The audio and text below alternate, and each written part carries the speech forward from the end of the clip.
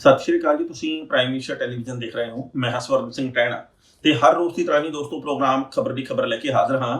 ਪਹਿਲੀ ਵੱਡੀ ਖਬਰ ਦੇ ਵੱਲ ਜਾਣ ਤੋਂ ਪਹਿਲਾਂ ਭਾਰਤ ਦੇ ਵਿੱਚ ਕਰੋਨਾ ਦੇ ਕੇਸਾਂ ਦੀ ਗਿਣਤੀ ਦੇ ਮੁਤਲਕ ਜਾਣਕਾਰੀ ਦੇਣੀ ਬਣਦੀ ਹੈ। ਭਾਰਤ ਦੇ ਵਿੱਚ ਕਰੋਨਾ ਪੀੜਤਾਂ ਦਾ ਅੰਕੜਾ ਲਗਭਗ 4.5 ਲੱਖ ਹੋ ਚੁੱਕਿਆ ਹੈ। ਇਸ ਦਰਮਿਆਨ ਭਾਰਤ ਦੇ ਸਿਹਤ ਮਹਿਕਮੇ ਦੇ ਵੱਲੋਂ ਇਹ ਗੱਲ ਕਹੀ ਗਈ ਹੈ ਕਿ ਅਸੀਂ ਬਹੁਤ ਸਾਰੇ ਸਹਿਯੋਗ ਪ੍ਰਬੰਧ ਕੀਤੇ ਵੀ ਹੈ ਤੇ ਬਹੁਤ ਸਾਰੇ ਸਾਡੇ ਪ੍ਰਬੰਧ ਆ ਜਿਹੜੇ ਉਹ ਤਜਰਬੇ ਦੇ ਰੂਪ ਦੇ ਵਿੱਚ ਸਫਲ ਵੀ ਸਾਬਤ ਹੋਏ ਆ। ਅਸੀਂ ਲਗਾਤਾਰ ਤੰਦਰੁਸਤੀ ਦੀ ਦਰ ਨੂੰ ਵਧਾ ਰਹੇ ਹਾਂ ਤੇ ਇਹ ਗੱਲ ਕਹੀ ਗਈ ਹੈ ਕਿ ਭਾਰਤ ਦੇ ਵਿੱਚ ਇੰਨਾ ਵੱਡਾ ਸਹਿਮ ਪੈਦਾ ਨਹੀਂ ਹੋਣਾ ਚਾਹੀਦਾ ਜਿੰਨਾ ਕਿ ਲੋਕ ਪਾਲੀ ਬੈਠੇ ਆ ਤੇ ਭਾਰਤ ਦੇ ਲੋਕਾਂ ਨੂੰ ਇਹਤਿਆਤ ਵਰਤਣੇ ਚਾਹੀਦੇ ਆ।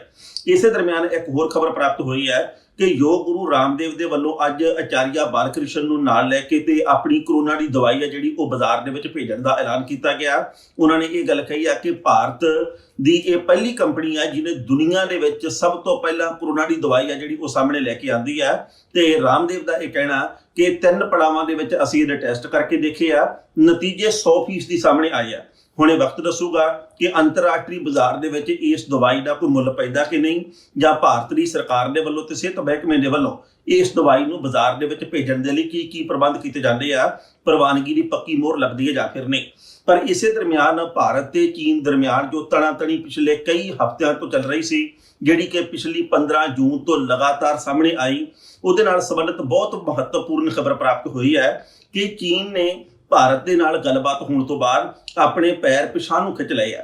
ਚੀਨ ਨੇ ਇਹ ਗੱਲ ਕਹੀ ਹੈ ਕਿ ਜਿਹੜੀ ਥਾਂ ਦੇ ਉੱਤੇ ਸਾਡੇ ਫੌਜੀ ਖੜੇ ਨੇ ਅਸੀਂ ਉਹਨਾਂ ਫੌਜੀਆਂ ਨੂੰ ਆਪਣੇ ਵਾਪਸ ਲੈ ਲੈਂਦੇ ਆ ਤੇ ਭਾਰਤ ਦੇ ਵੱਲੋਂ ਆਪਣੇ ਸੈਨਿਕ ਆ ਜਿਹੜੇ ਉਹ ਵਾਪਸ ਦੇ ਜਾਣਗੇ ਤੇ ਚੀਨ ਦੇ ਵੱਲੋਂ ਆਪਣੇ ਫੌਜੀਆਂ ਨੂੰ ਪਿਛਾਂਹ ਹਟਣ ਦੇ ਨਿਰਦੇਸ਼ ਦਿੱਤੇ ਜਾਣਗੇ।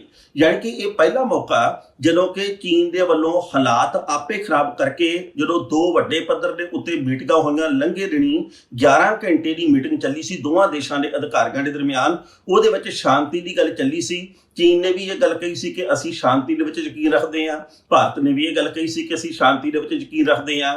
ਤਾਂ ਉਸ ਤੋਂ ਬਾਅਦ ਚੀਨ ਨੇ 7ਵੇਂ ਦਿਨ ਦੇ ਵਿੱਚ ਇਹ ਗੱਲ ਕਹੀ ਹੈ ਕਿ ਅਸੀਂ ਆਪਣੇ ਪੈਰ ਪਿੱਛੇ ਖਿੱਚਦੇ ਹਾਂ। ਹੁਣ ਚੀਨ ਨੇ ਇਹ ਗੱਲ ਸੱਚੇ ਦਿਲੋਂ ਕਹੀ ਹੈ ਜਾਂ ਉਤਲੇ ਮਨੋਂ ਕਹੀ ਹੈ, ਇਹ ਆਉਣ ਵਾਲੇ ਵਕਤ ਨੇ ਬਿਆਨ ਕਰਨਾ। ਪਰ ਜੇਕਰ ਅਸੀਂ ਪਿਛਾਂਹ ਦੇ ਵੱਲ ਝਾਤ ਮਾਰਦੇ ਹਾਂ, ਸ਼ਾਇਦ ਤੁਹਾਨੂੰ ਚੇਤੇ ਹੋਵੇ ਡੋਕਲਾਮ ਖੇਤਰ ਦੇ ਵਿੱਚ ਸੜਕ ਬਣਾਉਣ ਦਾ ਸਿਲਸਿਲਾ ਸ਼ੁਰੂ ਕਰ ਦਿੱਤਾ ਸੀ ਚੀਨ ਨੇ, ਉਸ ਵਕਤ ਵੀ ਇਤਰਾਜ਼ ਜ਼ਾਹਰ ਕੀਤਾ ਸੀ। ਫਿਰ ਚੀਨ ਨੇ ਆਪਣੇ ਪੈਰ ਪਿੱਛੇ ਖਿੱਚ ਲਏ ਸੀ।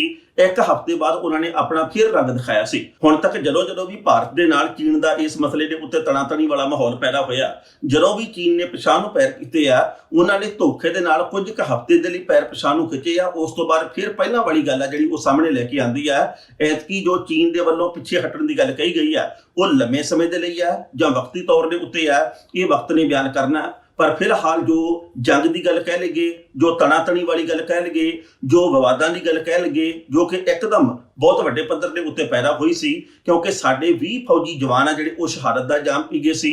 ਇਸ ਮਸਲੇ ਦੇ ਉੱਤੇ ਹਾਲ ਦੀ ਕੜੀ ਰੋਕਥਾਮ ਲੱਗ ਗਈ ਹੈ। ਯਾਨੀ ਕਿ ਤਣਾਤਣੀ ਖਤਮ ਕਰਨ ਦੇ ਲਈ ਭਾਰਤ ਦੇ ਵੱਲੋਂ ਜੋ ਚੀਨ ਦੇ ਅਧਿਕਾਰੀਆਂ ਦੇ ਨਾਲ ਗੱਲ ਕੀਤੀ ਗਈ, ਉਹਦੇ ਵਿੱਚ ਸਿੱਟਾ ਇਹ ਨਿਕਲਿਆ ਕਿ ਚੀਨ ਨੇ ਆਪਣੇ ਪੈਰ ਪਿੱਛੇ ਖਿੱਚੇ ਆ। ਇਸੇ ਦਰਮਿਆਨ ਇੱਕ ਬਹੁਤ ਵੱਡੇ ਪੱਧਰ ਦੇ ਉੱਤੇ ਵੀਡੀਓ ਵਾਇਰਲ ਹੋ ਰਹੀ ਹੈ। ਇਸ ਵੀਡੀਓ ਦੇ ਵਿੱਚ ਭਾਰਤ ਦੇ ਫੌਜੀ ਜਵਾਨ ਆ ਜਿਹੜੇ ਉਹ ਚੀਨ ਦੇ ਫੌਜੀ ਜਵਾਨਾਂ ਨਾਲ ਗੁੱਥਮ ਗੁੱਥਾ ਹੁੰਦੇ ਨਜ਼ਰ ਆ ਰਹੇ ਆ।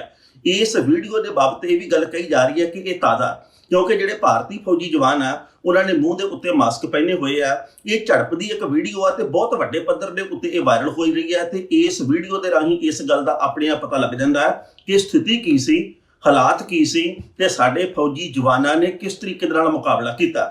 ਇਸ ਵੀਡੀਓ ਦੇ ਵਿੱਚ ਮੈਂ ਨਿੱਜੀ ਤੌਰ ਦੇ ਉੱਤੇ ਵੀ ਦੇਖਿਆ, ਬਾਕੀ ਵੀ ਸ਼ਾਇਦ ਕੁਝ ਦਰਸ਼ਕਾਂ ਨੇ ਇਹ ਵੀਡੀਓ ਦੇਖੀ ਹੋਵੇ। ਇਹਦੇ ਵਿੱਚ ਦੋਵਾਂ ਦੇਸ਼ਾਂ ਦੇ ਜਿਹੜੇ ਫੌਜੀ ਆ ਉਹ ਆਪਸ ਦੇ ਵਿੱਚ ਭਿੜਦੇ ਆ, ਲੜਾਈ ਹੁੰਦੀ ਆ। ਸਾਡੇ ਫੌਜੀ ਜਵਾਨ ਆ ਜਿਹੜੇ ਉਹ ਪੂਰਾ ਜ਼ੋਰ ਲਾਉਂਦੇ ਆ ਤਾਂ ਜੋ ਅਸੀਂ ਚੀਨੀ ਫੌਜੀਆਂ ਨੂੰ ਮਾਤ ਦੇ ਸਕੀਏ ਤੇ ਉਹਨਾਂ ਦੀ ਬਹਾਦਰੀ ਨੂੰ ਸਲਾਮ ਕਰਨ ਨੂੰ ਜੀ ਕਰਦਾ। ਪਹਿਲਾਂ ਇਸ ਰਿਪੋਰਟ ਦਾ ਵੇਰਵਾ ਸਾਂਝਾ ਕਰਦੇ ਹਾਂ ਤੇ ਬਾਅਦ ਵਿੱਚ ਕਰਾਂਗੇ ਟਿੱਪਣੀ। ਭਾਰਤ ਤੇ ਚੀਨ ਦਰਮਿਆਨ ਗੱਲਬਾਤ ਵਿਚਕਾਰ ਦੋਵਾਂ ਦੇਸ਼ਾਂ ਦੇ ਫੌਜੀਆਂ ਦੀ ਝੜਪ ਦਾ ਵੀਡੀਓ ਸਾਹਮਣੇ ਆਇਆ। 5 ਮਿੰਟ ਦੀ ਇਸ ਵੀਡੀਓ ਦੇ ਵਿੱਚ ਇਹ ਗੱਲ ਦਿਸ ਰਹੀ ਹੈ ਕਿ ਭਾਰਤੀ ਜਵਾਨ ਚੀਨ ਦੇ ਫੌਜੀਆਂ ਨੂੰ ਦੂਜੇ ਪਾਸੇ ਧੱਕਣ ਦੀ ਕੋਸ਼ਿਸ਼ ਕਰ ਰਹੇ ਨੇ ਤੇ ਹੱਥੋਂ ਪਾਈ ਵੀ ਹੋ ਰਹੀ ਹੈ। ਭਾਰਤੀ ਜਵਾਨ ਲਗਾਤਾਰ ਚੀਨ ਦੇ ਫੌਜੀਆਂ ਨੂੰ ਗੋ ਬੈਕ ਕਹਿੰਦੇ ਨਜ਼ਰ ਆ ਰਹੇ ਨੇ, ਪਰ ਉਹ ਫੌਜੀ ਉਸ ਵਕਤ ਮੰਨਦੇ ਨੇ। ਚੀਨ ਦੇ ਇੱਕ ਸੈਨਿਕ ਨੇ ਹਮਲਾ ਕਰ ਦਿੱਤਾ। ਉਸ ਤੋਂ ਬਾਅਦ ਭਾਰਤੀ ਜਵਾਨਾਂ ਨੇ ਚੀਨ ਦੇ ਫੌਜੀਆਂ ਨੂੰ ਘੇਰ ਲਿਆ ਤੇ ਹਿੰਸਕ ਝੜਪ ਸ਼ੁਰੂ ਹੋ ਗਈ। ਇਸ ਵੀਡੀਓ ਨੂੰ ਇੰਸਟਾਗ੍ਰਾਮ ਦੇ ਉੱਤੇ ਤੇ ਸੋਸ਼ਲ ਮੀਡੀਆ ਦੇ ਵੱਖ-ਵੱਖ ਹਿੱਸਿਆਂ ਦੇ ਉੱਤੇ ਸ਼ੇਅਰ ਕੀਤਾ ਗਿਆ। ਵੀਡੀਓ ਦੀ ਲੋਕੇਸ਼ਨ ਤੇ ਤਰੀਕ ਵੈਰੀਫਾਈ ਤਾਂ ਨਹੀਂ ਹੋਈ, ਪਰ ਸੈਨਿਕ ਕੋਰੋਨਾ ਮਾਸਕ ਪਹਿਨੇ ਹੋਏ ਨੇ, ਇਸ ਕਰਕੇ ਅੰਦਾਜ਼ਾ ਲਾਇਆ ਜਾ ਸਕਦਾ ਕਿ ਇਹ ਫੁਟੇਜ ਨਵੀਂ ਹੀ ਹੈ। ਮੀਡੀਆ ਰਿਪੋਰਟਾਂ ਦੇ ਮੁਤਾਬਕ ਇਹ ਸਿੱਕਮ ਦੀ ਵੀਡੀਓ ਹੋ ਸਕਦੀ ਹੈ। 9 ਮਈ ਨੂੰ ਉੱਤਰੀ ਸਿੱਕਮ ਦੇ ਵਿੱਚ 16,000 ਫੁੱਟ ਦੀ ਉਚਾਈ ਦੇ ਉੱਤੇ ਮੌਜੂਦ ਨਾਕੂਲਾ ਸੈਕਟਰ ਦੇ ਵਿੱਚ ਭਾਰਤ ਚੀਨ ਦੇ 150 ਸੈਨਿਕ ਆਮੋ ਸਾਹਮਣੇ ਹੋ ਗਏ ਸਨ। ਇਸ ਦੀ ਅਧਿਕਾਰਤ ਤੌਰ ਦੇ ਉੱਤੇ ਤਰੀਕ ਸਾਹਮਣੇ ਨਹੀਂ ਆਈ। ਹਾਲਾਂਕਿ ਦ ਹਿੰਦੂ ਦੀ ਰਿਪੋਰਟ ਦੇ ਮੁਤਾਬਕ ਝੜਪ 9 ਮਈ ਨੂੰ ਹੀ ਹੋਈ ਸੀ। ਗਸ਼ਤ ਦੌਰਾਨ ਆਮੋ ਸਾਹਮਣੇ ਹੋਏ ਸੈਨਿਕਾਂ ਨੇ ਇੱਕ ਦੂਜੇ ਦੇ ਉੱਤੇ ਮੁੱਕਿਆਂ ਨਾਲ ਵਾਰ ਕੀਤੇ। ਇਸ ਝੜਪ ਦੇ ਵਿੱਚ 10 ਜਵਾਨ ਜ਼ਖਮੀ ਹੋਏ ਸਨ। ਬਾਅਦ ਦੇ ਵਿੱਚ ਅਫਸਰਾਂ ਨੇ ਦਖਲ ਦਿੱਤਾ ਤੇ ਇਹ ਝੜਪ ਰੁਕ ਗਈ ਸੀ। ਚੀਨ ਦੀ ਘੁਸਪੈਠ ਦੀ ਕੋਸ਼ਿਸ਼ ਦੀ ਵਜ੍ਹਾ ਦੇ ਨਾਲ ਦੋਹਾਂ ਦੇਸ਼ਾਂ ਦਰਮਿਆਨ ਪਿਛਲੇ ਮਹੀਨੇ ਤੋਂ ਤਣਾਅ ਬਣਿਆ ਹੋਇਆ। ਮਈ ਦੇ ਵਿੱਚ ਲਦਾਖ ਦੇ ਵਿੱਚ ਹੋਈਆਂ 2 ਝੜਪਾਂ ਦੇ ਵਿੱਚ ਕਈ ਵਾਰ ਸੈਨਿਕ ਜ਼ਖਮੀ ਹੋਏ ਨੇ। ਫਿਰ 15 ਜੂਨ ਨੂੰ ਗਲਵਾਨ ਘਾਟੀ ਦੇ ਵਿੱਚ ਸਥਿਤ ਇੰਨੀ ਹਿੰਸਕ ਲੜਾਈ ਹੋਈ ਕਿ ਭਾਰਤ ਦੇ 20 ਫੌਜੀ ਜਵਾਨ ਸ਼ਹੀਦ ਹੋ ਗਏ, ਚੀਨ ਦੇ ਵੀ 40 ਸੈਨਿਕ ਮਾਰੇ ਗਏ ਤੇ ਇਸ ਮਾਮਲੇ ਦੇ ਉੱਤੇ ਉਹਨੇ ਹਾਲੇ ਤੱਕ ਗੱਲ ਕਬੂਲੀ ਨਹੀਂ। ਚੀਨ ਨੇ ਸਿਰਫ ਇੰਨਾ ਹੀ ਕਿਹਾ ਕਿ ਉਸ ਦਾ ਇੱਕ ਕਮਾਂਡਿੰਗ ਅਫਸਰ ਮਾਰਿਆ ਗਿਆ। ਦੂਜੇ ਪਾਸੇ ਤਣਾਅ ਨੂੰ ਖਤਮ ਕਰਨ ਦੇ ਲਈ ਦੋਵਾਂ ਦੇਸ਼ਾਂ ਦਰਮਿਆਨ ਗੱਲਬਾਤ ਮੁਕੰਮਲ ਹੋ ਚੁੱਕੀ ਹੈ ਤੇ ਲੈਫਟੀਨੈਂਟ ਜਨਰਲ ਪੱਧਰ ਦੇ ਉੱਤੇ ਚਰਚਾ ਵੀ ਹੋਈ ਹੈ। ਇਸ ਖਬਰ ਦੇ ਉੱਤੇ ਟਿੱਪਣੀ ਕਰਦੇ ਦੋਸਤੋ, ਪਹਿਲੀ ਗੱਲ ਤਾਂ ਅਸੀਂ ਕਹਾਂਗੇ ਜਿਸ ਤਰੀਕੇ ਦੀ ਇਹ ਵੀਡੀਓ ਸਾਹਮਣੇ ਆਈ ਹੈ ਤੇ ਵੀਡੀਓ ਦੇ ਵਿੱਚੋਂ ਨਵੇਂ ਖੁਲਾਸੇ ਉੱਭਰ ਕੇ ਸਾਹਮਣੇ ਆਉਂਦੇ ਆ। ਭਾਵੇਂ ਇਹ ਵੀਡੀਓ ਲਦਾਖ ਦੀ ਗਲਵਾਨ ਘਾਟੀ ਦੀ ਹੋਵੇ ਤੇ ਭਾਵੇਂ ਇਹ ਸਿੱਕਮ ਦੀ ਹੋਵੇ, ਸਥਿਤੀਆਂ ਲਗਭਗ ਇੱਕੋ ਜਿਹੀਆਂ, ਕਿਉਂਕਿ ਉਹ 9 ਮਈ ਦੀ ਹੈ ਤੇ ਹੁਣ 15 ਜੂਨ ਦੀ ਘਟਨਾ ਦੱਸੀ ਜਾ ਰਹੀ ਹੈ। ਕਿਉਂਕਿ ਕੁਝ ਦਿਨਾਂ ਦਾ ਅੰਤਰ ਹੈਗਾ ਤੇ ਹਾਲਾਤ ਬਿਲਕੁਲ ਜਿਉਂਦੇ ਤਿਉਂ ਆ। ਹੁਣ ਵੀ ਇਸੇ ਤਰੀਕੇ ਦੀ ਧੱਕੇਸ਼ਾਹੀ ਦੀ ਖਬਰ ਆਈ ਸੀ 15 ਜੂਨ ਵਾਲੀ। 9 ਮਈ ਨੂੰ ਵੀ ਅਸੀਂ ਇਸ ਵੀਡੀਓ ਦੇ ਵਿੱਚ ਦੇਖ ਰਹੇ ਹਾਂ ਚੀਨ ਦੇ ਵੱਲੋਂ ਇਵੇਂ ਧੱਕਾ ਕੀਤਾ ਜਾ ਰਿਹਾ, ਪਰ 15 ਤਰੀਕ ਵਾਲੀ ਘਟਨਾ ਦੇ ਵਿੱਚ ਵੀ ਸਾਡੇ ਬਹਾਦਰ ਫੌਜੀ ਜਵਾਨਾਂ ਨੇ ਆਪਣੇ ਜਜ਼ਬੇ ਦੀ ਮਿਸਾਲ ਪੇਸ਼ ਕੀਤੀ ਤੇ 9 ਤਰੀਕ ਵਾਲੀ ਜਿਹੜੀ 9 ਮਈ ਵਾਲੀ ਵੀਡੀਓ ਜਿਹੜੀ ਕਿ ਅਸੀਂ ਦੇਖੀ ਹੈ, ਇਹਦੇ ਵਿੱਚ ਵੀ ਉਹਨਾਂ ਨੇ ਆਪਣੇ ਵੱਲੋਂ ਕਸਰ ਕੋਈ ਨਹੀਂ ਬਾਕੀ ਛੱਡੀ। ਜਿਵੇਂ ਕਿ ਅਸੀਂ ਇਸ ਖਬਰ ਦੇ ਮੁੱਢ ਦੇ ਵਿੱਚ ਗੱਲ ਕਹੀ ਹੈ ਕਿ ਚੀਨ ਦੇ ਵੱਲੋਂ ਗੱਦਾਰੀ ਸਮੇਂ-ਸਮੇਂ ਦੇ ਉੱਤੇ ਕੀਤੀ ਗਈ ਹੈ। ਚੀਨ ਇੱਕ ਪਾਸੇ ਤਾਂ ਭਾਰਤ ਸਮੇਤ ਦੁਨੀਆ ਦੇ ਵੱਖ-ਵੱਖ ਹਿੱਸਿਆਂ ਦੇ ਵਿੱਚ ਆਪਣਾ ਕਾਰੋਬਾਰ ਵੀ ਵਧਾ ਰਿਹਾ, ਦੂਜੇ ਪਾਸੇ ਉਹ ਚਾਹੁੰਦਾ ਕਿ ਸਰਹੱਦਾਂ ਦੇ ਉੱਤੇ ਮੈਂ ਆਪਣਾ ਖੇਤਰਫਲ ਵੀ ਵਧਾਵਾਂ, ਲੱਖਾਂ ਵਰਗ ਕਿਲੋਮੀਟਰ ਦੇ ਉੱਤੇ ਮੈਂ ਆਪਣਾ ਕਬਜ਼ਾ ਰੱਖਾਂ ਤੇ ਲਗਾਤਾਰ ਅੱਗੇ ਤੋਂ ਅੱਗੇ ਆਪਣੀਆਂ ਪੋਸਟਾਂ ਵਧਾਉਣ ਦੀ ਕੋਸ਼ਿਸ਼ ਕੀਤੀ ਜਾਂਦੀ ਹੈ। ਪਰ ਜਦੋਂ ਵੀ ਇਸ ਮਾਮਲੇ ਦੇ ਉੱਤੇ ਰੇੜਕਾ ਪੈਦਾ ਹੁੰਦਾ ਹੈ, ਉਹਦੇ ਵੱਲੋਂ ਵਕਤੀ ਤੌਰ ਦੇ ਉੱਤੇ ਪੈਰ ਪਿਛਾਂ ਖਿੱਚਣ ਦੀ ਗੱਲ ਕੀਤੀ ਜਾਂਦੀ ਹੈ, ਬਾਅਦ ਦੇ ਵਿੱਚ ਫਿਰ ਉੱਥੇ ਆ ਕੇ ਡੇਰੇ ਲਾਉਣ ਦੀ ਕੋਸ਼ਿਸ਼ ਕੀਤੀ ਜਾਂਦੀ ਹੈ ਤੇ ਮਾਹੌਲ ਦੇ ਵਿੱਚ ਤਣਾਤਣੀ ਪੈਦਾ ਹੋ ਜਾਂਦੀ ਹੈ। ਇਸੇ ਦਰਮਿਆਨ ਇੱਕ ਬਹੁਤ ਮਹੱਤਵਪੂਰਨ, ਬਹੁਤ ਬਹਾਦਰੀ ਦੀ ਵੱਡੀ ਮਿਸਾਲ ਪੇਸ਼ ਕਰਨ ਵਾਲੀ ਖਬਰ ਆਈ ਹੈ ਕਿ ਜਦੋਂ 15 ਜੂਨ ਨੂੰ ਆਪਾਂ ਸਾਰੇ ਜਾਣਦੇ ਹਾਂ ਕਿ ਭਾਰਤ ਦੇ 20 ਫੌਜੀ ਜਵਾਨ ਸ਼ਹੀਦ ਹੋਏ, ਜਿਹਦੇ ਵਿੱਚ ਕਰਨਲ ਸੰਤੋਸ਼ ਬਾਬੂ ਵੀ ਸ਼ਾਮਲ ਸੀ, ਜਿਹਦੇ ਮੁਤਲਕ ਅਸੀਂ ਲੰਘੇ ਦਿਨ ਦੇ ਪ੍ਰੋਗਰਾਮ ਦੇ ਵਿੱਚ ਵੀ ਖਬਰ ਸਾਂਝੀ ਕੀਤੀ ਸੀ। ਉਹਦੇ ਨਾਲ ਜੁੜੀ ਖਬਰ ਇਹ ਆਈ ਹੈ ਕਿ ਭਾਰਤ ਦੀ ਜਿਹੜੀ ਸਿੱਖ ਰੈਜੀਮੈਂਟ ਦੇ ਜਵਾਨ ਆ, ਉਹਨਾਂ ਦੇ ਵੱਲੋਂ ਚੀਨ ਦੇ ਇੱਕ ਵੱਡੇ ਅਫਸਰ ਨੂੰ ਮੋਢਿਆਂ ਦੇ ਉੱਤੇ ਚੁੱਕ ਕੇ ਆਪਣੇ ਵਾਲੇ ਪਾਸੇ ਲਿਆਂਦਾ ਗਿਆ ਸੀ। ਇਸ ਕਰਕੇ ਉਹਨਾਂ ਨੇ ਉਹ ਲਿਆਂਦਾ ਕਿਉਂਕਿ ਚੀਨ ਦੇ ਵੱਲੋਂ ਸਾਡੇ ਕਈ ਭਾਰਤੀ ਫੌਜੀ ਜਿਹੜੇ ਬੰਦੀ ਬਣਾ ਲਏ ਗਏ ਸੀ ਤੇ ਸਿੱਖ ਜਵਾਨਾਂ ਨੇ ਇਹ ਗੱਲ ਸੋਚ ਕੇ ਚੀਨ ਦਾ ਇੱਕ ਅਫਸਰ ਚੁੱਕ ਕੇ ਇੱਧਰ ਲਿਆਂਦਾ, ਅਧਿਕਾਰੀ ਲਿਆਂਦਾ, ਤਾਂ ਜੋ ਅਦਲੇ ਬਦਲੇ ਦੇ ਵਿੱਚ ਅਸੀਂ ਆਪਣੇ ਜਵਾਨ ਉਹਨਾਂ ਤੋਂ ਹਾਸਲ ਕਰ ਸਕੀਏ ਤੇ ਉਹ ਜਵਾਨ ਸਾਨੂੰ ਇਸੇ ਕਰਕੇ ਮਿਲੇ ਆ। ਸਾਡੇ ਜਵਾਨ ਉਹਨਾਂ ਨੇ ਇਸ ਕਰਕੇ ਵਾਪਸ ਕੀਤੇ ਆ ਕਿਉਂਕਿ ਸਿੱਖ ਬਹਾਦਰ ਫੌਜੀਆਂ ਨੇ ਆਪਣੀ ਜਾਨ ਦੀ ਪਰਵਾਹ ਨਾ ਕਰਦਿਆਂ ਉਹਨਾਂ ਦੇ ਇੱਕ ਅਧਿਕਾਰੀ ਨੂੰ ਉਧਰੋਂ ਚੱਕ ਕੇ ਤੇ ਆਪਣੇ ਵਾਲੇ ਪਾਸੇ ਲਿਆਂਦਾ ਸੀ। ਸੋ ਨੈਸ਼ਨਲ ਮੀਡੀਆ ਦੇ ਵਿੱਚ ਵੀ ਇਸ ਗੱਲ ਦੀ ਚਰਚਾ ਛਿੜੀ ਹੈ, ਭਾਵੇਂ ਕਿ ਨੈਸ਼ਨਲ ਮੀਡੀਆ ਦੇ ਵੱਲੋਂ ਉਹਨੇ ਵੱਡੇ ਪੱਧਰ ਦੇ ਉੱਤੇ ਇਨਸਾਫ ਨਹੀਂ ਕੀਤਾ ਜਾਂਦਾ, ਕਿਉਂਕਿ ਜਦੋਂ ਸਿੱਖਾਂ ਦੀ ਬਹਾਦਰੀ ਦੀ ਖਬਰ ਆਉਂਦੀ ਹੈ, ਜਦੋਂ ਸਿੱਖ ਰੈਜੀਮੈਂਟ ਦੀ ਗੱਲ ਆਉਂਦੀ ਹੈ, ਇਹਨਾਂ ਦੇ ਜਜ਼ਬੇ ਨੂੰ ਸਲਾਮ ਕਰਨ ਦੀ ਗੱਲ ਆਉਂਦੀ ਹੈ, ਤਾਂ ਕਈ ਤਰ੍ਹਾਂ ਦੀਆਂ ਤਾਕਤਾਂ ਇਹਨਾਂ ਗੱਲਾਂ ਦੇ ਉੱਤੇ, ਇਹਨਾਂ ਬਹਾਦਰੀਆਂ ਦੇ ਉੱਤੇ ਪਰਦਾ ਪਾਉਣ ਦੀ ਕੋਸ਼ਿਸ਼ ਕਰਦੀਆਂ। ਪਰ ਫਿਰ ਵੀ ਨੈਸ਼ਨਲ ਮੀਡੀਆ ਦੇ ਇੱਕ ਹਿੱਸੇ ਨੇ ਇਸ ਖਬਰ ਨੂੰ ਨਸ਼ਰ ਕੀਤਾ ਤੇ ਇਹ ਖਬਰ ਇਹ ਦੱਸਣ ਦੇ ਲਈ ਕਾਫੀ ਹੈ ਕਿ ਭਾਵੇਂ ਅਤੀਤ ਦੇ ਵਿੱਚ ਜਿੰਨੀਆਂ ਮਰਜ਼ੀ ਜੰਗਾਂ ਹੋਣ, ਭਾਵੇਂ ਹੁਣ ਵਾਲੀ ਝੜਪ ਦੀ ਗੱਲ ਕਰੀਏ, ਸਾਡੇ ਬਹਾਦਰ ਫੌਜੀ ਜਵਾਨ ਭਾਵੇਂ ਕਿਸੇ ਵੀ ਸੂਬੇ ਦੇ ਕਿਉਂ ਨਾ ਹੋਣ, ਭਾਵੇਂ ਕਿਸੇ ਵੀ ਧਰਮ ਦੇ ਕਿਉਂ ਨਾ ਹੋਣ, ਉਹ ਧਾਰਮਿਕ ਵਲਗਣਾ ਤੋਂ ਉੱਪਰ ਉੱਠ ਕੇ ਦੇਸ਼ ਦੇ ਲਈ ਬਹੁਤ ਵੱਡੇ ਪੱਧਰ ਦੇ ਉੱਤੇ ਜਾਨ ਵਾਰਨ ਦਾ ਜਜ਼ਬਾ ਰੱਖਦੇ ਆ। ਪਰ ਸਿੱਖ ਫੌਜੀਆਂ ਨੇ ਪਹਿਲਾਂ ਵੀ ਮਿਸਾਲਾਂ ਪੈਦਾ ਕੀਤੀਆਂ ਤੇ ਹੁਣ ਵੀ ਮਿਸਾਲਾਂ ਪੈਦਾ ਕਰ ਰਹੇ ਆ। ਜਿਸ ਤਰੀਕੇ ਦੇ ਨਾਲ ਸਿੱਖ ਫੌਜੀਆਂ ਦੀ ਰੈਜੀਮੈਂਟ ਦੀ ਖਬਰ ਇਹ ਸਾਹਮਣੇ ਆਈ ਹੈ ਕਿ ਚੀਨ ਦੇ ਇੱਕ ਅਧਿਕਾਰੀ ਨੂੰ ਉਹਨਾਂ ਨੇ ਮੋਢਿਆਂ ਦੇ ਉੱਤੇ ਚੁੱਕਿਆ ਤੇ ਆਪਣੇ ਵਾਲੇ ਪਾਸੇ ਲੈ ਅਗਵਾ ਕਰਕੇ, ਇਸ ਕਰਕੇ ਤਾਂ ਜੋ ਸਾਡੇ ਕੀਤੇ ਹੋਏ ਅਗਵਾ ਫੌਜੀ ਸਾਨੂੰ ਵਾਪਸ ਮਿਲ ਸਕਣ ਤੇ ਉਹ ਮਿਲ ਵੀ ਗਏ ਆ। ਸੋ ਜੋ ਚੀਨ ਦੇ ਵੱਲੋਂ ਹੁਣ ਫੈਸਲਾ ਕੀਤਾ ਗਿਆ ਪੈਰ ਪਿੱਛੇ ਖਿੱਚਣ ਦਾ, ਇਹਦੇ ਬਾਬਤ ਆਉਂਦੇ ਸਮੇਂ ਦੇ ਵਿੱਚ ਕੀ ਖਬਰਾਂ ਆਉਣਗੀਆਂ ਇਹ ਵਕਤ ਦੱਸੂਗਾ। ਪਰ ਭਾਰਤ ਦੇ ਵਿੱਚ ਬਹੁਤ ਵੱਡੇ ਪੱਧਰ ਦੇ ਉੱਤੇ ਰਾਜਨੀਤੀ ਚੱਲ ਰਹੀ ਹੈ। ਕੇਂਦਰ ਦੇ ਵੱਲੋਂ ਇਹ ਗੱਲ ਕਹੀ ਜਾ ਰਹੀ ਹੈ ਕਿ ਮੋਦੀ ਹੈ ਤਾਂ ਮੁਮਕਿਨ ਹੈ, ਕਿਉਂਕਿ ਜੋ ਕੁਝ ਕਰ ਦਿਖਾਇਆ ਮੋਦੀ ਸਾਹਿਬ ਨੇ ਕਰ ਦਿਖਾਇਆ, ਜਦ ਕਿ ਵਿਰੋਧੀ ਧਿਰਾਂ ਦੇ ਵੱਲੋਂ ਤੇ ਆਮ ਲੋਕਾਂ ਦੇ ਵੱਲੋਂ ਇਹ ਗੱਲ ਕਹੀ ਜਾ ਰਹੀ ਹੈ ਕਿ ਮੁਮਕਿਨ ਵਾਲੀ ਗੱਲ ਬਾਅਦ ਦੀ ਆ, ਪਹਿਲਾਂ ਇਹੋ ਜਿਹੀਆਂ ਪ੍ਰਸਥਿਤੀਆਂ ਕਿਉਂ ਪੈਦਾ ਹੁੰਦੀਆਂ ਇਹਦੇ ਬਾਬਤ ਚਾਨਣ ਪਾਇਆ ਜਾਵੇ। ਸੋ ਕਹਿਣ ਦਾ ਭਾਵ ਇਹ ਹੈ ਕਿ ਤਣਾਤਣੀ ਵੀ ਹੈ, ਰਾਜਨੀਤਿਕ ਤੌਰ ਦੇ ਉੱਤੇ ਵੀ ਲਾਹਾ ਖੱਟਣ ਦੀਆਂ ਕੋਸ਼ਿਸ਼ਾਂ ਵੀ ਬਹੁਤ ਵੱਡੇ ਪੱਧਰ ਦੇ ਉੱਤੇ ਹੋ ਰਹੀਆਂ। ਰਾਜਨੀਤਿਕ ਲੋਕ ਇੱਕ ਦੂਜੇ ਨੂੰ ਠਿੱਬੀ ਲਾਉਣ ਦੀ ਕੋਸ਼ਿਸ਼ ਕਰ ਰਹੇ ਆ। ਸਾਡੇ ਭਾਰਤ ਦੇ ਬਹਾਦਰ ਜਵਾਨ ਆਪਣੀਆਂ ਜ਼ਿੰਦਗੀਆਂ ਦੀ ਪਰਵਾਹ ਨਾ ਕਰਦੇ ਹੋਏ ਸਰਹੱਦਾਂ ਦੇ ਉੱਤੇ ਲੜਦੇ ਆ ਤੇ ਰਾਜਨੀਤਿਕ ਲੋਕਾਂ ਦੇ ਵੱਲੋਂ ਏਸੀ ਕਮਰਿਆਂ ਦੇ ਵਿੱਚ ਬੈਠ ਕੇ ਚੋਚਲੇ ਕੀਤੇ ਜਾਂਦੇ ਆ। ਅਮਰੀਕਾ ਦੇ ਵੱਲੋਂ ਇੱਕ ਗੱਲ ਦੇ ਉੱਤੇ ਬੇਹੱਦ ਇਤਰਾਜ਼ ਜ਼ਾਹਰ ਕੀਤਾ ਗਿਆ ਕਿ ਭਾਰਤ ਦੇ ਵੱਲੋਂ 에ਅਰ ਇੰਡੀਆ ਦੀਆਂ ਫਲਾਈਟਾਂ ਜਿਹੜੀਆਂ ਉਹ ਅਮਰੀਕਾ ਦੇ ਵਿੱਚ ਭੇਜੀਆਂ ਜਾ ਰਹੀਆਂ, ਜਿਵੇਂ ਕਿ ਵੰਦੇ ਭਾਰਤ ਮਿਸ਼ਨ ਦੇ ਤਹਿਤ ਬਾਕੀ ਵੱਖ-ਵੱਖ ਦੇਸ਼ਾਂ ਦੇ ਵਿੱਚ ਭੇਜੀਆਂ ਜਾ ਰਹੀਆਂ। ਉਹਨਾਂ ਦੇ ਵੱਲੋਂ ਇਹ ਗੱਲ ਕਹੀ ਗਈ ਆ ਅਮਰੀਕਾ ਦੇ ਖਾਸ ਕਰਕੇ ਕੁਝ ਅਧਿਕਾਰੀਆਂ ਦੇ ਵੱਲੋਂ ਤੇ ਕੁਝ 에ਅਰਲਾਈਨਾਂ ਦੇ ਵੱਲੋਂ ਕਿ ਭਾਰਤ ਦੇ ਵੱਲੋਂ ਇਹ ਸਾਰਾ ਕੁਝ ਕਰਕੇ ਸਾਨੂੰ ਆਰਥਿਕ ਸੱਟ ਮਾਰਨ ਦੀ ਕੋਸ਼ਿਸ਼ ਕੀਤੀ ਜਾ ਰਹੀ ਹੈ। ਇੱਕ ਪਾਸੇ ਤਾਂ ਇਹ ਗੱਲ ਕਹੀ ਜਾ ਰਹੀ ਹੈ ਕਿ ਸਾਡੇ ਜਿਹੜੇ ਨਾਗਰਿਕ ਵੱਖ-ਵੱਖ ਦੇਸ਼ਾਂ ਦੇ ਵਿੱਚ ਫਸੇ ਆ ਅਸੀਂ ਉਹਨਾਂ ਨੂੰ ਵਾਪਸ ਲੈ ਕੇ ਆਉਣਾ। ਦੂਜੇ ਪਾਸੇ 2-2, 3-3, 4-4 ਗੁਣਾ ਮਹਿੰਗੀਆਂ ਟਿਕਟਾਂ ਜਿਹੜੀਆਂ ਵੇਚੀਆਂ ਜਾ ਰਹੀਆਂ। ਫਿਰ ਉਸ ਤੋਂ ਬਾਅਦ ਇਹ ਗੱਲ ਕਹੀ ਜਾ ਰਹੀ ਹੈ ਕਿ ਅਸੀਂ ਤਾਂ ਲੋਕ ਪੱਖੀ ਕੰਮ ਕਰ ਰਹੇ ਹਾਂ, ਅਸੀਂ ਤਾਂ ਆਪਣੇ ਨਾਗਰਿਕ ਬਚਾਉਣ ਦੇ ਲਈ ਕੰਮ ਕਰ ਰਹੇ ਹਾਂ।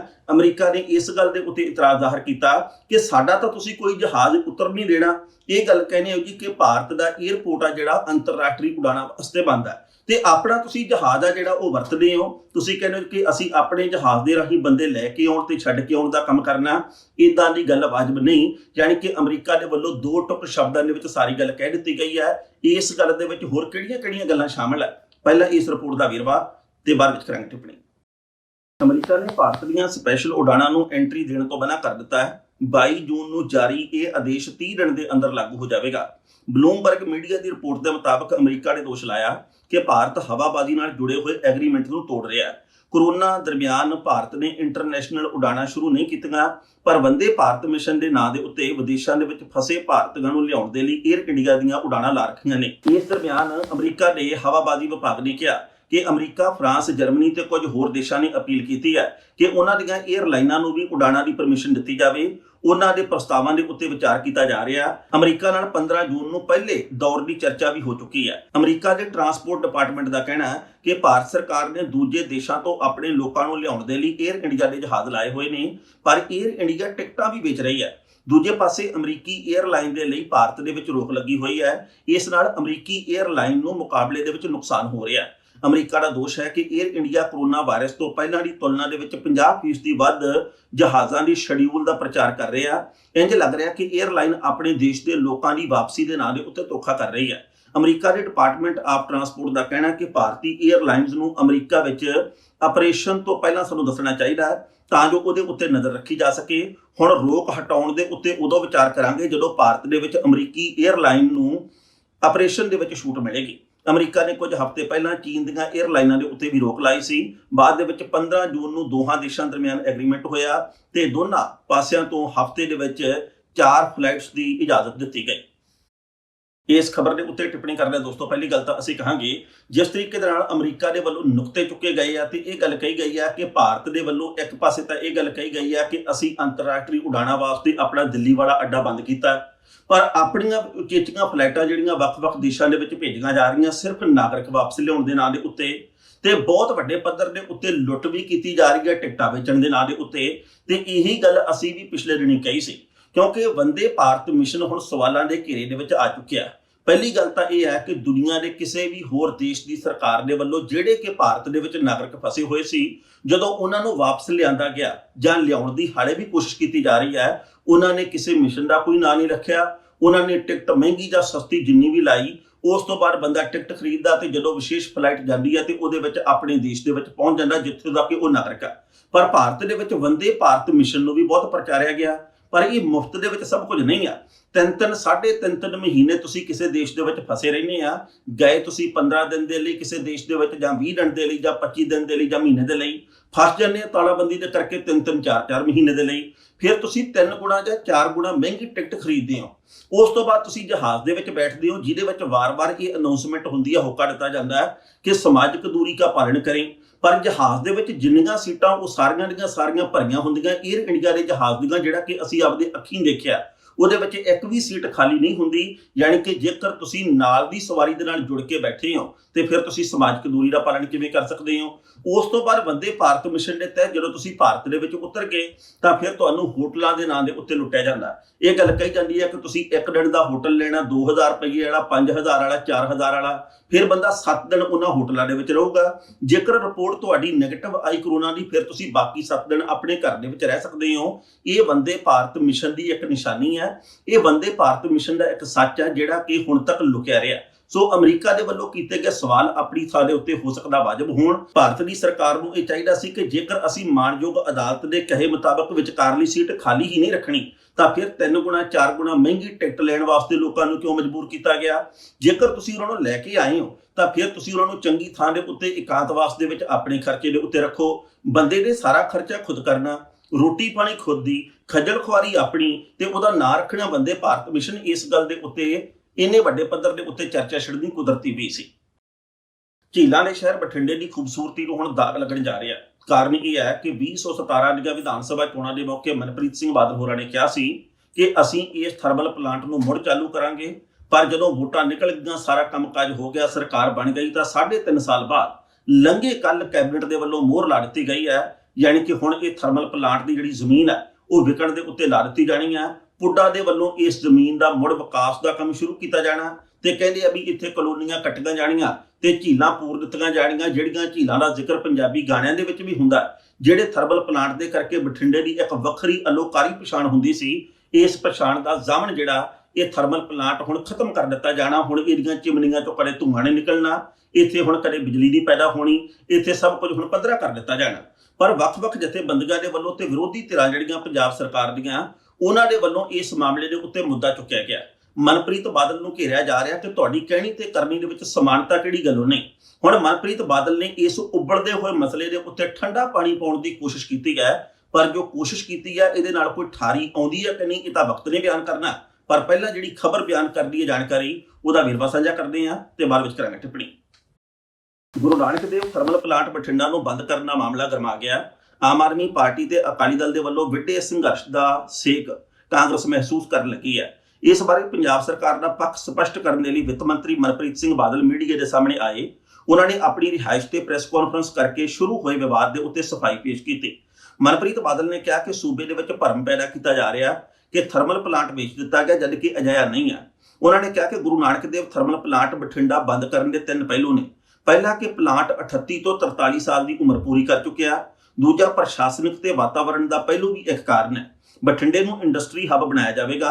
ਇੰਡਸਟਰੀ ਪਾਰਕ ਵਜੋਂ ਜ਼ਮੀਨ ਡਿਵੈਲਪ ਕੀਤੀ ਜਾਵੇਗੀ। ਪਲਾਂਟ ਲੋਡ ਫੈਕਟਰ 8% ਤੋਂ ਥੱਲੇ ਰਿਹਾ ਹੈ। ਮਸ਼ੀਨਰੀ ਪੁਰਾਣੀ ਸੀ। ਬਿਜਲੀ ਯੂਨਿਟ 7 ਰੁਪਏ ਤੇ 70 ਪੈਸੇ ਦੇ ਵਿੱਚ ਪੈਂਦੀ ਸੀ। ਮੁਲਾਜ਼ਮਾਂ ਦੀ ਗੱਲ ਕਰੀਏ ਤਾਂ ਇੱਥੇ 1057 ਰੈਗੂਲਰ, 131 ਆਊਟਸੋਰਸ, 200 ਦੇ ਕਰੀਬ ਕੰਟਰੈਕਟ ਦੇ ਉੱਤੇ ਨੇ। ਸਭ ਨੂੰ ਹੋਰ ਥਾਂ ਰੁਜ਼ਗਾਰ ਦਿੱਤਾ ਗਿਆ।